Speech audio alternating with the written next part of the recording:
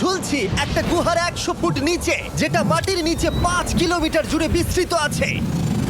আর আমরা এটা পছন্দ করি বা না করি, যখনই আমি আর আমার বন্ধুরা মাটি টাচ করলাম, আমরা অফিসিয়ালি এখানে আগামী 7টা দিন কাটাতে চলেছি।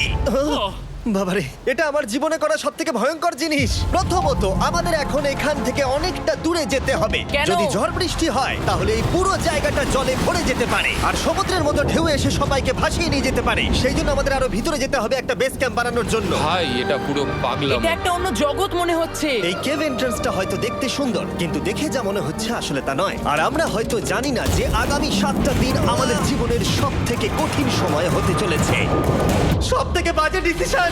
ঠিক আছে, আর কিছুক্ষণের মধ্যেই অন্ধকার হতে চলেছে। ক্যাম্প না করলে আমরা বিপদে পড়বো। আমরা কোথায় যাচ্ছি সেটা কি বলবে? আমাদের ক্যাম্প সেটআপের জন্য একটা ফ্ল্যাট গ্রাউন্ড খুঁজতেই হবে। কেভের ভেতরে ঢোকার পরে আমরা এমন একটা জায়গা খুঁজে পেলাম যেটা অনেকটা উঁচুতে থাকায় আমরা জল থেকে সুরক্ষিত থাকতে পারবো।